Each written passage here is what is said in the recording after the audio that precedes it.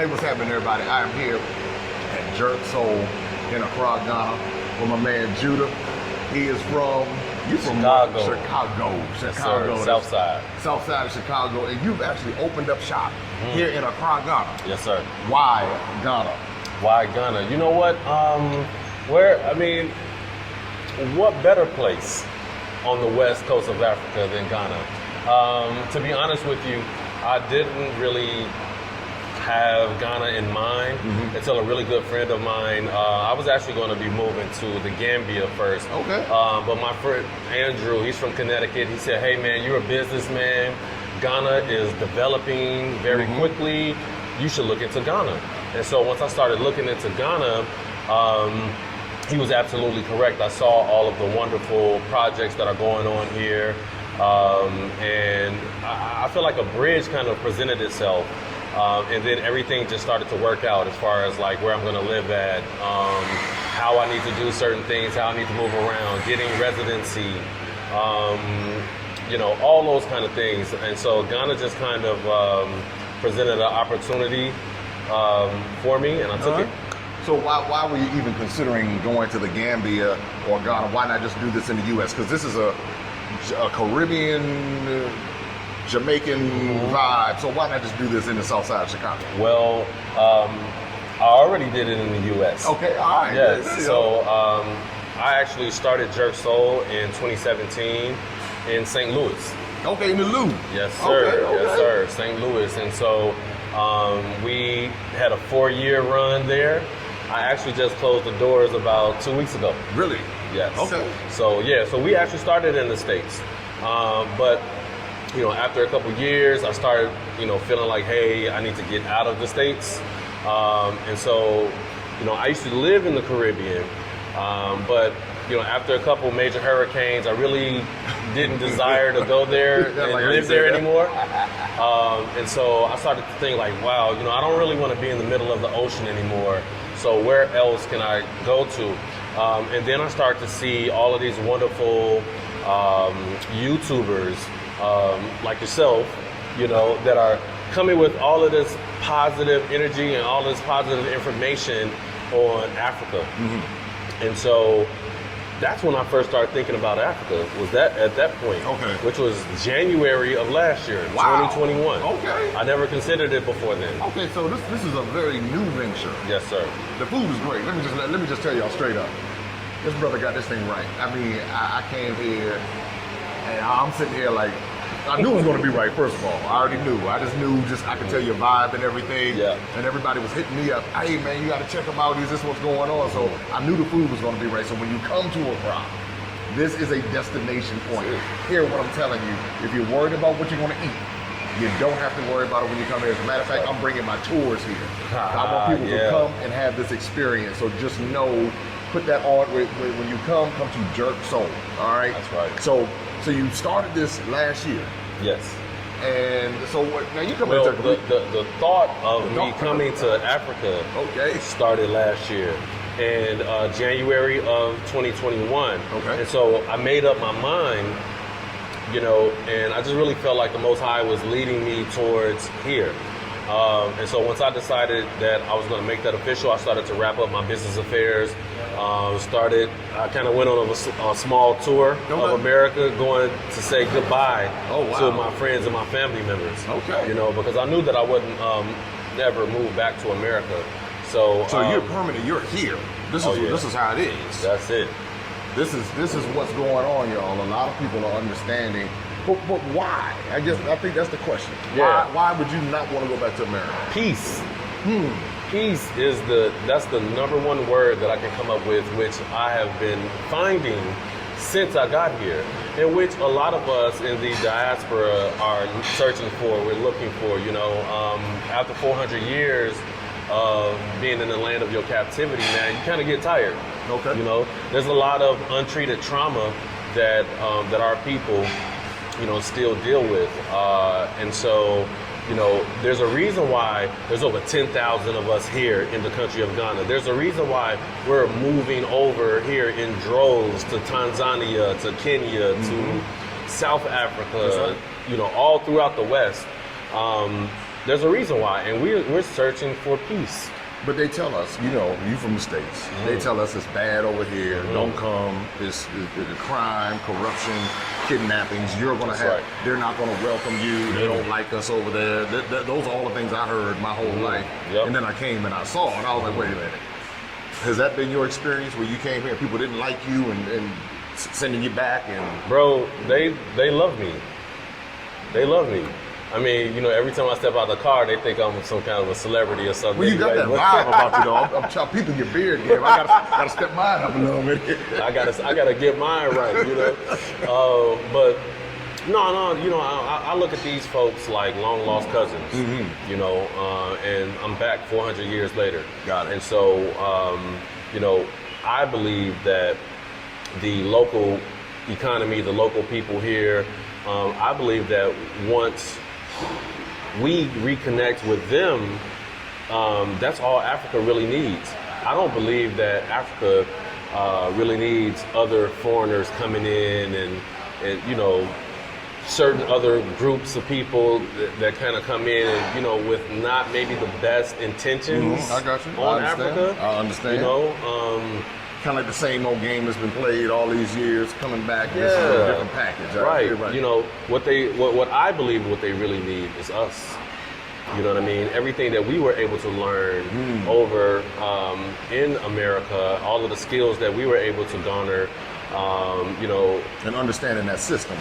and understanding that system, understanding what's right and what's wrong, and then seeing it kind of being played here, and then peeping like, wait a second, hold on, this isn't right, or this is how you guys could elevate. So I think that the government here realizes that the diaspora has a lot of value to add to Ghana, but also the continent.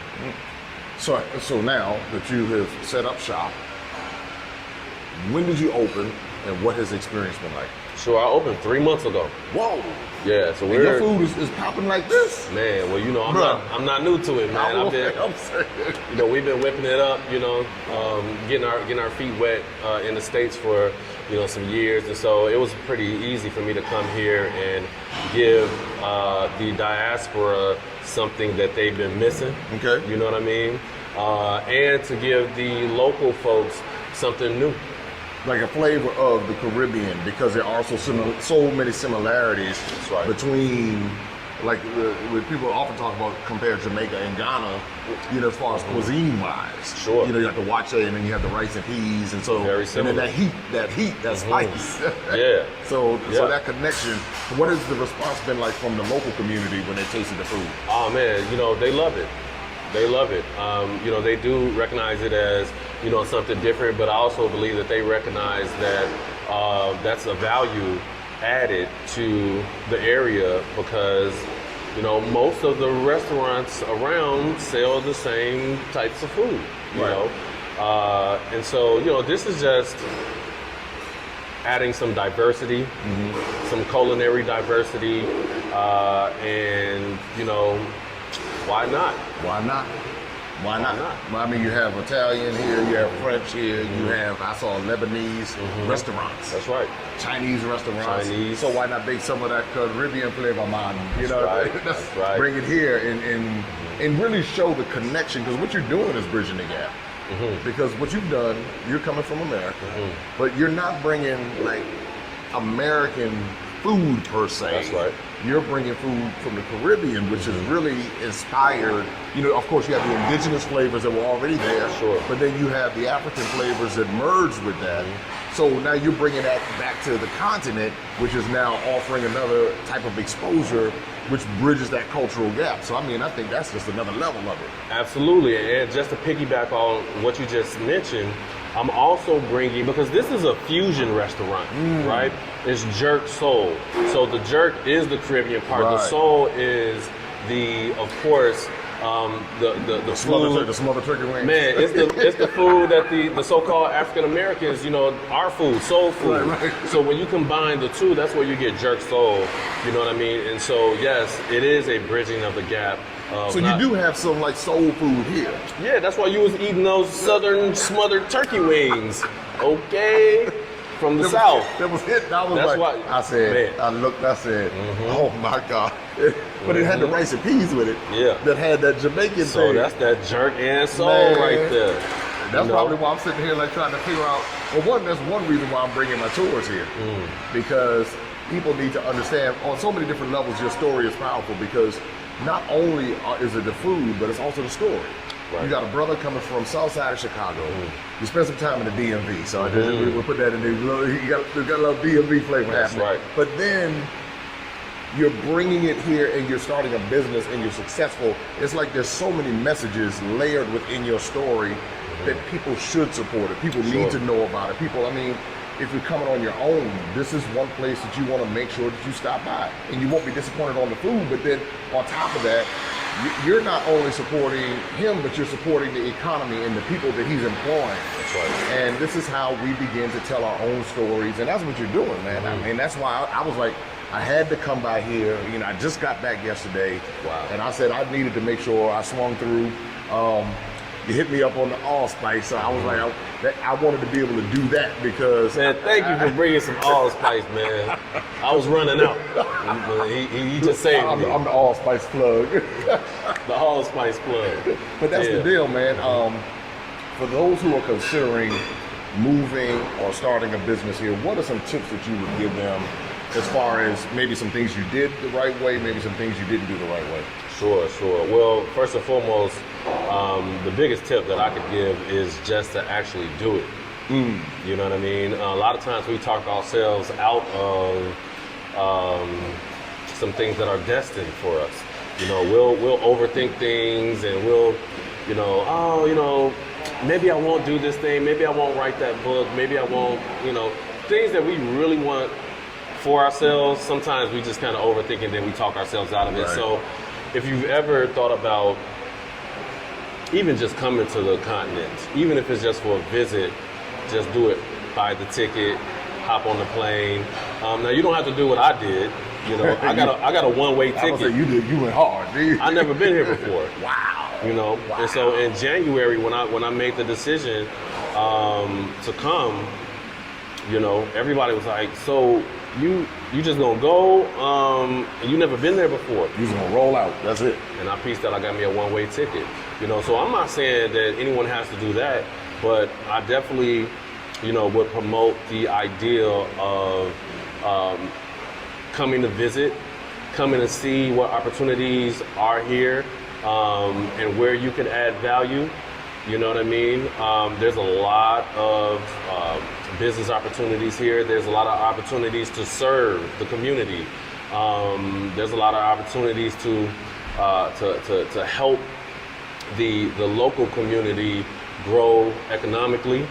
One of the things that I did as soon as I decided to, create the restaurant here, was to pretty much seek out local, for instance, these thrones that we sit on. Yeah. Right? These ain't seats, these are thrones that you are. can see, you know what I mean? I got a quality woodsman, up in the Abri Mountains to create these live edge wood tables that you see here. These are all handcrafted, hand carved. I watched them do it, with my own eyes. And so everything from my bar to this wooden wall, gate, whatever you want to call it, behind us with a swing door. Like, man, all of this stuff, man, I just had maybe about between 3 to 4 different local companies and groups of people to create this stuff for me. And so I immediately started to add value to the local economy here. And so I would just say, just do it. Some of the things that I did right, I think one of the things that I did right is, just coming with the idea of, well, coming with a blank canvas in my head. Okay. You know, a lot of people will say, hey, you know, is it living up to your expectations? Well, I didn't come here with any expectations. So you left America in America. I left it there. And so I wanted to have an open mind. And so when I got here, I wasn't, you know, and that served me really well because some people come with expectations, yes. And then when they get here, and if it's not meeting your standards or expectations, you can start to complain. Yes, I've heard it. You know, you complain about the roads and I've heard it. So a lot of other small things that I think are small things. You know, so I think that's one of the things I did right by not having certain expectations that I was going to put on this experience. On this culture, yeah. Yeah. And also, I think one of the things that I did wrong is, I don't know, I think believing that, so the same people that I was talking about that created this stuff for me, you know, in the States, you know, when it comes down to business, we're on point, we're quick. If it's gonna, if you say it has to be done on Sunday, it's gonna be done on Sunday. I know where you're going. But I actually was supposed to open up in January, but I ended up opening up in March because waiting on all of this stuff that was supposed to be done in December, right? So, you know, that was a lesson learned.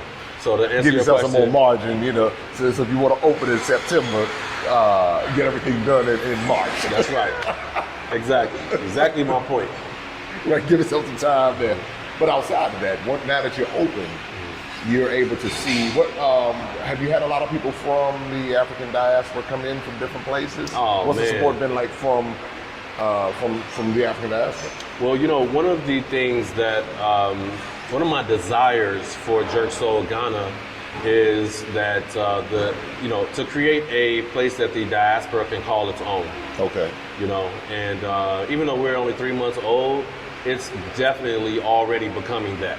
Good. Because, you know, when I'm here, I see people from Canada, people from London, people from Australia, you know, everywhere, man, from the, South America, Mexico. Everywhere that we're scattered, I see them here, and they're bumping into each other, they're becoming friends, they're networking, and that's exactly what I wanted for this place, not just to provide great food that can be a form of nostalgia for us. You know, some of that macaroni and cheese that you've been missing. Not only that, not only the great drinks and the wonderful scenery, but again, I just wanted to form a place that, you know, people know that, hey, even if you're in the States and you're coming here, hey, I gotta stop at Jerk Soul. Or if you live here, hey, look, I wanna go to Jerk Soul because I know I'm gonna run into some of us. Because, you know, being here, from what I hear from a lot of us, is we miss us sometimes. Yeah, absolutely. You know? Sometimes you miss the culture. That's right. Because we have our own culture in the U.S. Even though the U.S. has all that drama that but we still have our culture. That's right. And that's what I resonated with when I watched your video. I said, oh yeah, you know, it's like we know, it's like we recognize where we come from, and it was like I got to get there. I'm gonna tell you something right now. I got hundreds of people coming to Ghana. Okay. And I want to make sure we bring all of them here. Thank you. Because that's one, you know, we know how it is in America. It's hard enough to get, you know, a lot of it. You know how that is. But I want to make sure that they have a flavor, they get a taste of what you're offering, because what it does is perhaps if they're considering making a move, or if they come back again, or they can tell their friends and family when they come. That's how we spread the word, because who else is going to spread it for us? That's true. Think about it. Who's going to, oh man, we want to make sure we do that. So that's my commitment to you. That you will see me and my tours come through here, and that's how we do it. I mean, because I understand the journey. I understand, man, you in here, I mean, you took a chance. Most people, like you said, a lot of people overthink it. They won't even take a chance. They'll think it, and then stay stuck. That's right. You caught a one-way ticket, and you did something that many people wish they could do, and your story is going to inspire many people coming behind us. Sure. So I have a responsibility to do that, because I get it, and we all should get it, especially those of us who are willing to take this journey and travel. We should understand what it takes, the courage that it takes to come to in essence, in many ways, a foreign place and start a vision and build it and not even knowing the outcome. So you got my support, brother, and that's the deal. So any words of encouragement you want to offer to everybody before we wrap up? Yeah, definitely, man. Once again, I just really think it's really important for us as so-called African Americans to start just thinking outside of the box. The box. The box. The box, meaning the states. We got to think outside of that, because ever so often, we will, we'll go through school, we'll get, into our young adult phase, and we'll get out of school and, get into corporate America, start making some money. And then what we do is we start to travel. Yeah. But what's crazy is that, we travel everywhere but here. We fly everywhere. We gonna go to Rome in a hot second. We'll go to the UK. We'll go to the Caribbean. We go everywhere except the continent. You know what I mean? Yeah, I know. That really didn't even dawn on me until last year. It's like, wow, all of my friends, I never see them talking about, oh, I just came back from Kenya, and we go everywhere. And it's really because, like you were saying earlier, in the States, they kind of show you negative images, as you're growing up. You're watching those cartoons. Right. And then the commercial comes on. And Sally Struthers asking for $1 to send over for these little, African kids with flies and everything. And so, that kind of like, it makes you not want to. Yeah, it's not appealing if you're not, especially if you're under a particular cultural mindset. It's like you kind of like I don't want to go spend my money to go there, or if I'm going to go, I'm just going to go to take them some clothes or something without understanding the real wealth of this continent in this land. And I believe that's what something awesome that you're doing is showing the other side of that, because for people like me who didn't really know, I think that something that kind of sparked the flame inside of me about Africa was a song from Akon called Mama Africa. Okay. I heard that song some years ago, and he just painted a vivid picture of how beautiful it was and how these people they lying about Africa. They lying to us. Yes. And you know what? The truth is coming out from people like yourself. And I'm glad that I'm also able to, show the beauty that this country holds and the potential that this country holds. And so to answer your question, bro, I would say to the people, just go ahead, get your passport. If you already got one, get you a ticket. Don't wait. Come this year. That's right. Come this year. Come spend 2 weeks. Come see how you can actually buy land here. This is a place where you will be able to see a lot of different opportunities. But the greatest thing that you'll experience when you set your feet down on this land is you'll start seeing how peaceful your existence really should be. That's real. That's real. I tell people all the time, they say, are you afraid over there? I say, I have no anxiety when I'm in Ghana and the other places I've been in Africa. So when I go back to the States, I'm thinking about that bullet coming through the window, That's it. somebody running up in your house, robbing you and all of that other kind of stuff. Those things don't even cross my mind when I'm here. And so there's a peace that comes now. Is it perfect? Of course not. There's no place in the world that's perfect. But when you talk about anxiety and mental health and being able to extend your American resources, this is a wonderful place to be able to do it. And that's why I encourage people to come and see for yourself. And once you're able to do that, then you can make a determination on what works for you. But man, Judah, I appreciate it, man. Yeah, I'm at Jerk Soul in Accra, Ghana. Make sure you stop by this destination spot for some of the best food that you will have. I mean, period. Whether U.S., Africa, Caribbean, I'm telling you, you will not be disappointed. So don't forget to like, subscribe, share. How can people find you on Instagram and in different social platforms? Yeah, well, people can find me on Instagram at Jerk, Jerk _soul, Jerk Soul.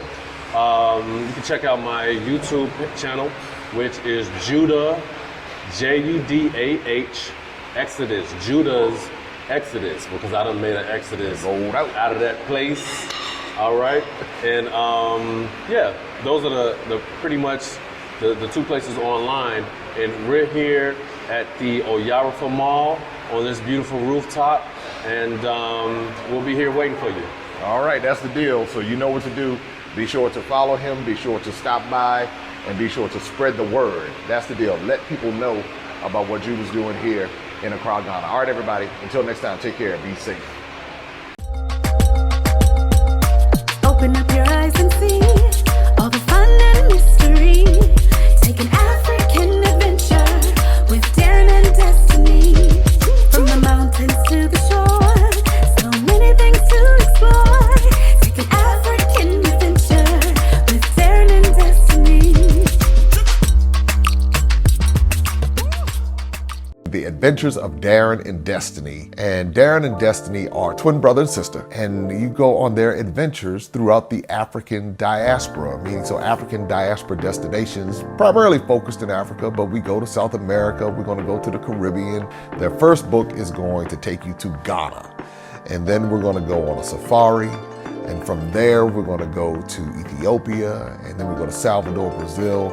And what the goal is to be able to inspire curiosity in the continent of Africa, in our children from a very young age, and to really tell a more accurate story. Most of our children are exposed to negative images, late night infomercials about how bad things are, everybody's sick, everybody's poor, everyone's uneducated, but that's simply not true. So what Darren and Destiny and their family do is they go to different African destinations. They are learning about these different places. You're beginning to see positive images, but still telling the truth. I mean, that's the important thing, to tell the truth about some of the things that have occurred. But it's all done on our children's level so they begin to understand it. And it begins to pique their curiosity. They begin to learn more. And hopefully one day they will want to explore and visit the continent of Africa and its many countries. There's just so much that Darren and Destiny are able to do, and as they're doing it, it's like they begin to open the minds of a new generation, and they don't get bombarded and indoctrinated with negativity. They're actually able to see positivity and inspiring images and messages about the African diaspora, as well as those who are still indigenous to the continent of Africa, and they begin to learn more and just see things differently. So I'm excited about introducing the Adventures of Darren and Destiny.